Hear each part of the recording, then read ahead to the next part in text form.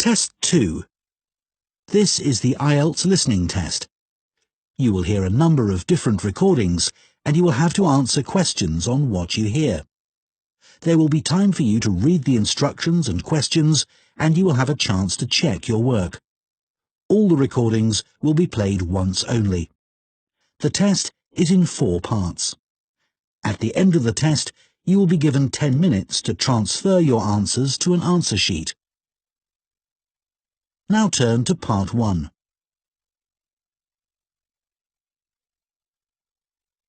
Part 1. You will hear a woman from a job agency giving information to a man about work in a chain of restaurants. First, you have some time to look at questions 1 to 5.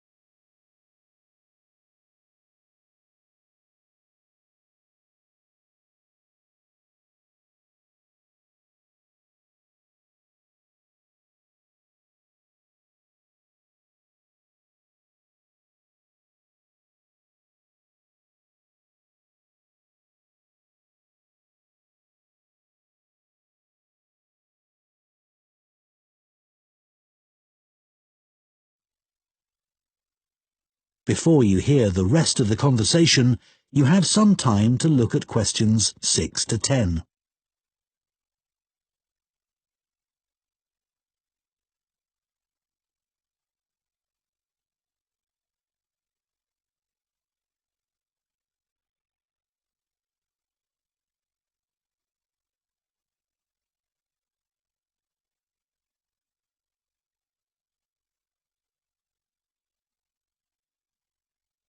Now listen and answer questions 6 to 10. OK, let's have a look at the current job vacancies at Milo's. The first one is in Wivenhoe Street. Sorry, where? Wivenhoe. W-I-V-E-N-H-O-E. It's quite central, just off Cork Street. Oh, right. They're looking for a breakfast supervisor. That would be okay. So you're probably familiar with the kind of responsibilities involved. Obviously checking that all the portions are correct, etc. And then things like checking all the procedures for cleaning the equipment are being followed. Okay. And what about the salary? In my last job I was getting £9.50 per hour. I was hoping to get a bit more than that. Well, to begin with you'd be getting £9.75, but that goes up to £11.25 after 3 months. That's not too bad. And I suppose it's a very early start. That's the only unattractive thing about this job. But then you have the afternoons and evenings free. So the restaurant starts serving breakfast from 7 a.m. and you'd have to be there at 5:30 to set everything up. But you'd be finished at 12:30. Well, as you say, there are advantages to that. Now, you might also be interested in the job at the City Road branch. That's for a junior chef, so again a position of responsibility. I might prefer that, actually. Right. Well, obviously this role would involve supporting the sous chef and other senior staff. And you'd be responsible for making sure there's enough stock each week and sorting out all the deliveries. I've never done that before, but I imagine it's fairly straightforward once you get the hang of it. Yes, and you'd be working alongside more experienced staff to begin with, so I'm sure it wouldn't be a problem. The salary's slightly higher here. It's an annual salary of £23,000. Right. I know that if they like you, it's likely you'll be promoted quite quickly, so that's worth thinking about. Yes, it does sound interesting. What are the hours like? The usual, I think. There's a lot of evening and weekend work, but they're closed on Mondays. But you do get one Sunday off every 4 weeks. So would you like me to send off your CV? That is the end of part 1. You now have 1 minute to check your answers to part 1.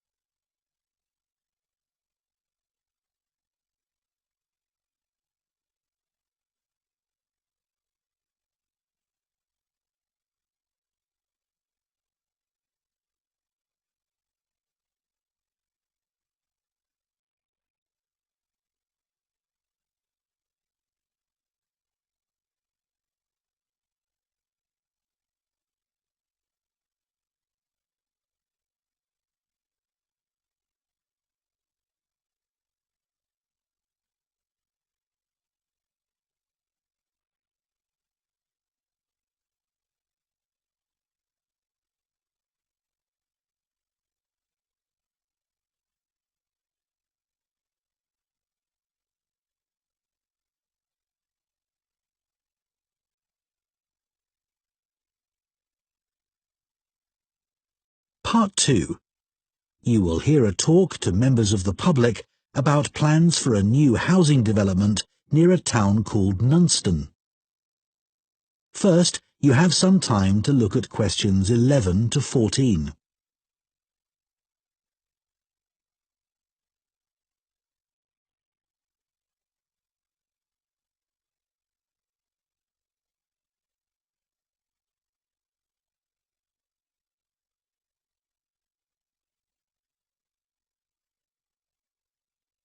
Now listen carefully and answer questions 11 to 14. Hello everyone. It's good to see that so many members of the public have shown up for our presentation on the new housing development planned on the outskirts of Nunston. I'm Mark Reynolds and I'm Communications Manager at the development. I'll start by giving you a brief overview of our plans for the development. So, one thing I'm sure you'll want to know is why we've selected this particular site for a housing development. At present, it's being used for farming, like much of the land around Nunston. But because of the new industrial centre in Nunston, there's a lot of demand for housing for employees in the region, as many employees are having to commute long distances at present. Of course, there's also the fact that we have an international airport just 20 minutes drive away. But although that's certainly convenient, it wasn't one of our major criteria for choosing the site.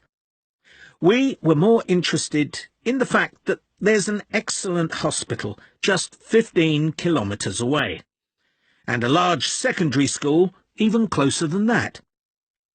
One drawback to the site is that It's on quite a steep slope, but we've taken account of that in our planning, so it shouldn't be a major problem.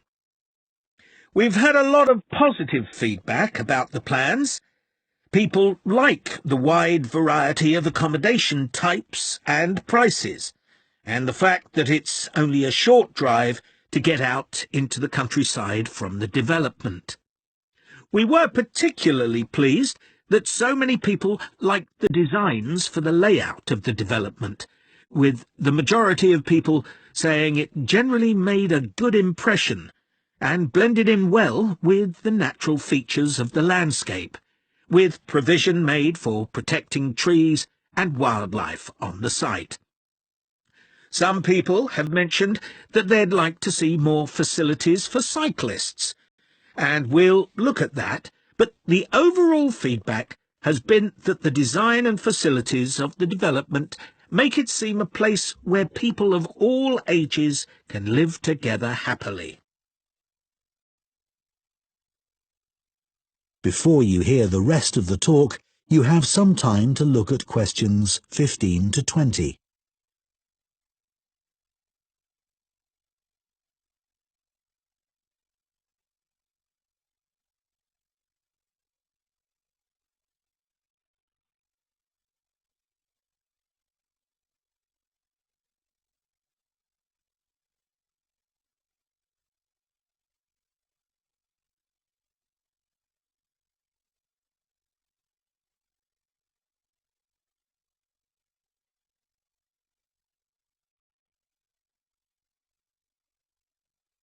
Now listen and answer questions 15 to 20. OK, so I'll put a map of the proposed development up on the screen. You'll see it's bounded on the south side by the main road, which then goes on to Nunston. Another boundary is formed by London Road on the western side of the development. Inside the development, there'll be about 400 houses and 3 apartment blocks. There'll also be a school for children up to 11 years old. If you look at the south entrance at the bottom of the map, there's a road from there that goes right up through the development. The school will be on that road, at the corner of the second turning to the left. A large sports centre is planned with facilities for indoor and outdoor activities. This will be on the western side of the development, just below the road that branches off from London Road. There'll be a clinic where residents can go if they have any health problems. Can you see the lake towards the top of the map? The clinic will be just below this, to the right of a street of houses. There'll also be a community centre for people of all ages. On the northeast side of the development, there'll be a row of specially designed houses specifically for residents over 65, and the community centre will be adjoining this. We haven't forgotten about shopping. There'll be a supermarket between the 2 entrances to the development. We're planning to leave the 3 large trees near London Road, and it'll be just to the south of these. It's planned to have a playground for younger children. If you look at the road that goes up from the south entrance, you'll see it curves round to the left at the top, and the playground will be in that curve with nice views of the lake. OK, so, now, does anyone have any questions? That is the end of Part 2. You now have 30 seconds to check your answers to Part 2.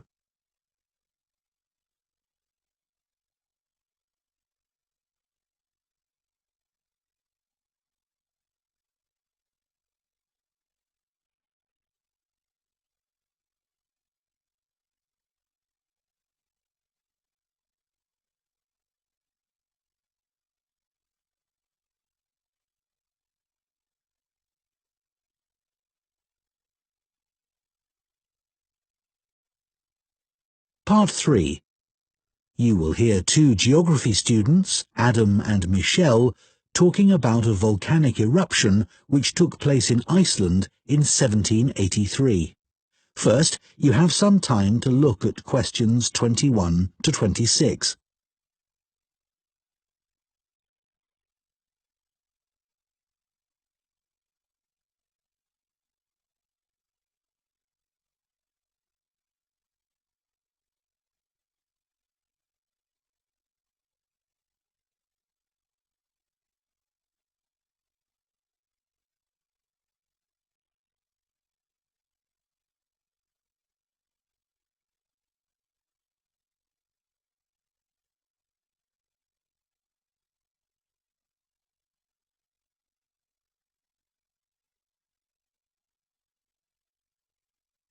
Now listen carefully and answer questions 21 to 26. So, Michelle, shall we make a start on our presentation? We haven't got that much time left. No, Adam, but at least we've done all the background reading. I found it really interesting.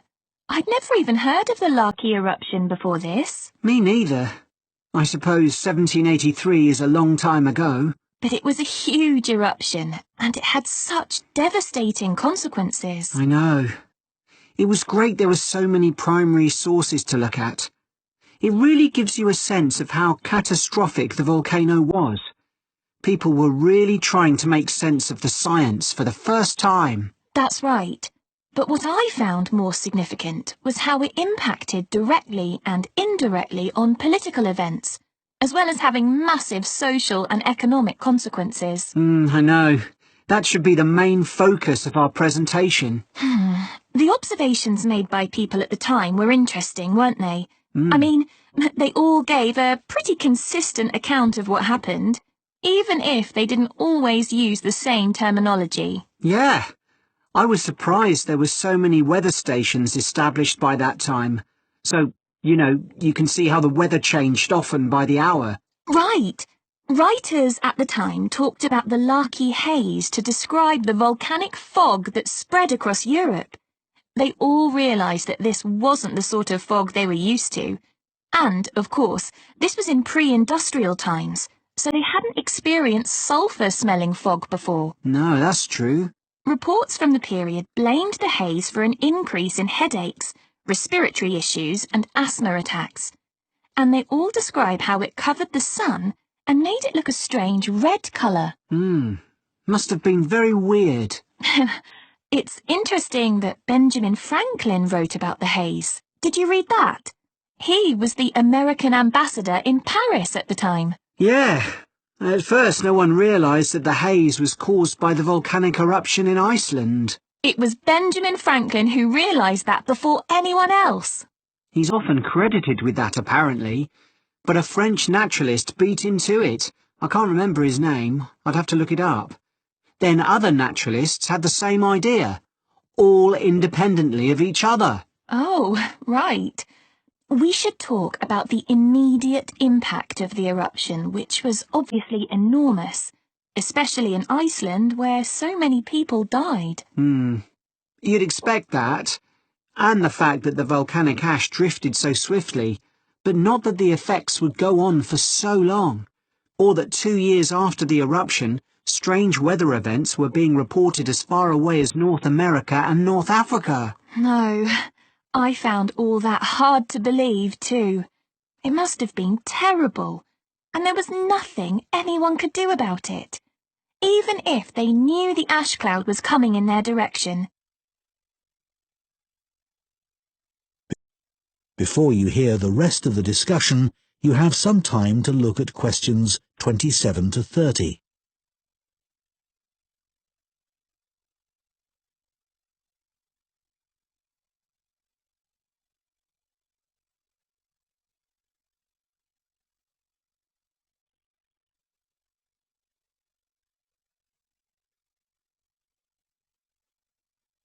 Now listen and answer questions 27 to 30. We should run through some of the terrible consequences of the eruption experienced in different countries. There's quite a varied range. Starting with Iceland, where the impact on farming was devastating. One of the most dramatic things there was the effect on livestock as they grazed in the fields.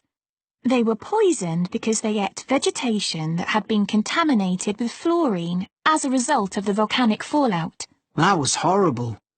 In Egypt, the bizarre weather patterns led to a severe drought, and as a result the Nile didn't flood, which meant the crops all failed. It's so far from where the eruption happened, and yet the famine there led to more people dying than any other country. It was worse than the plague. OK. Then, in the UK, the mortality rate went up a lot, presumably from respiratory illnesses.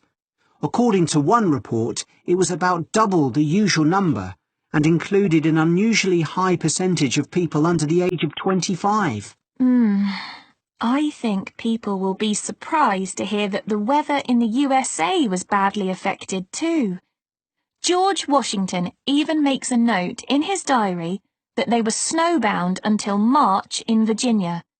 That was before he became president. Yes, and there was ice floating down the Mississippi, which was unprecedented. Oh, astonishing, really. Anyway, what do you think we should include next? That is the end of Part 3. You now have 30 seconds to check your answers to Part 3.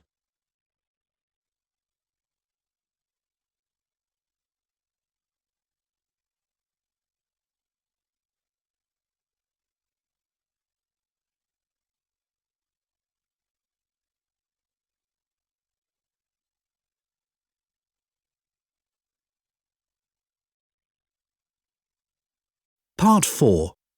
You will hear a student on a fashion design course giving a talk about the history of pockets. First, you have some time to look at questions 31 to 40.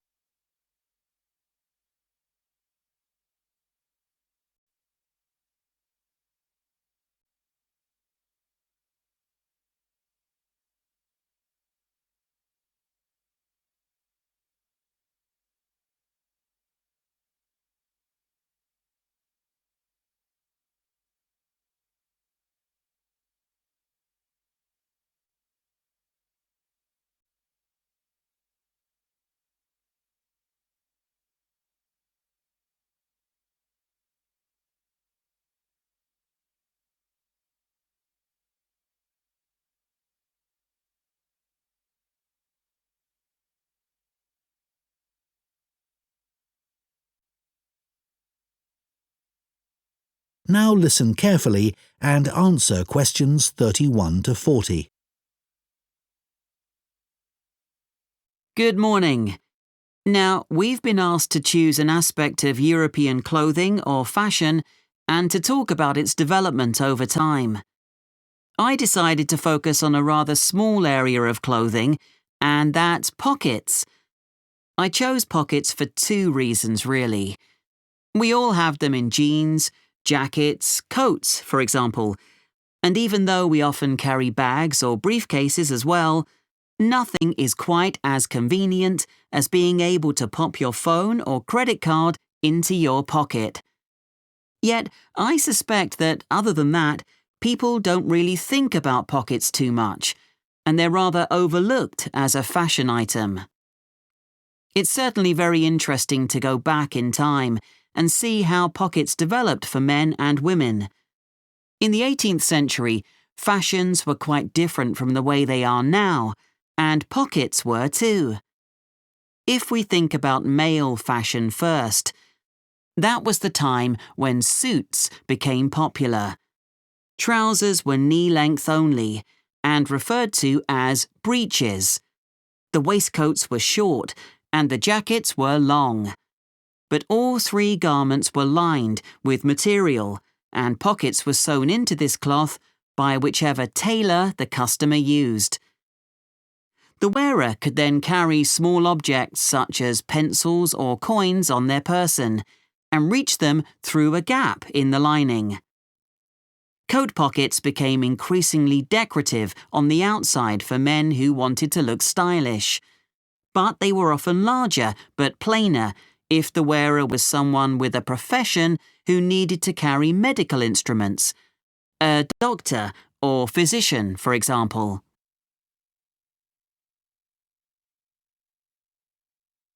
The development of women's pockets was a little different. For one thing, they weren't nearly as visible or as easy to reach as men's. In the 18th and 19th centuries, women carried numerous possessions on their person, and some of these could be worth a lot of money.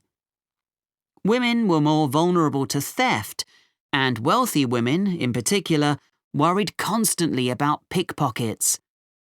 So, what they did was to have a pair of pockets made that were tied together with string. The pockets were made of fabric, which might be recycled cloth if the wearer had little money, or something more expensive, such as linen, sometimes featuring very delicate embroidery. Women tied the pockets around their waist, so that they hung beneath their clothes.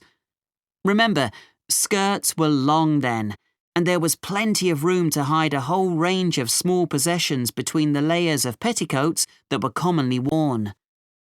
They would have an opening in the folds of their skirts, through which they could reach whatever they needed, like their perfume. Working women, of course, also needed to carry around items that they might use for whatever job or trade they were involved in, but their pairs of pockets still remained on the inside of their clothing. They just got bigger or longer, sometimes reaching down to their knees.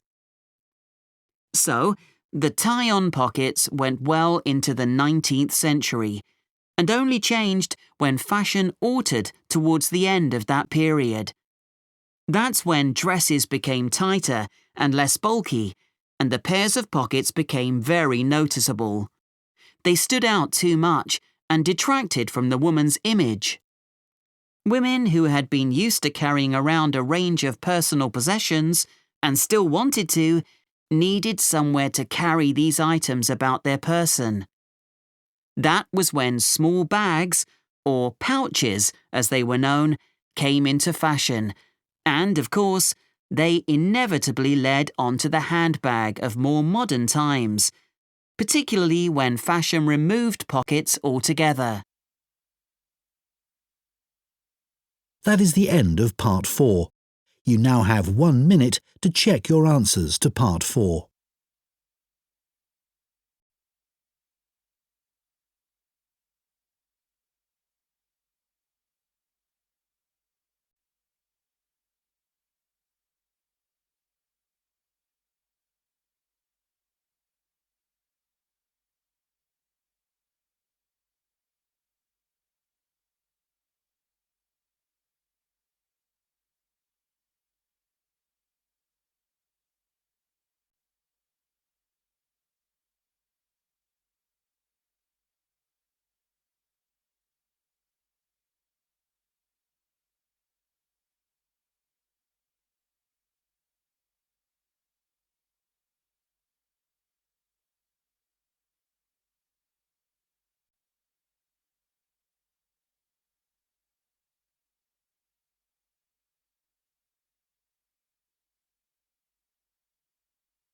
That is the end of the listening test.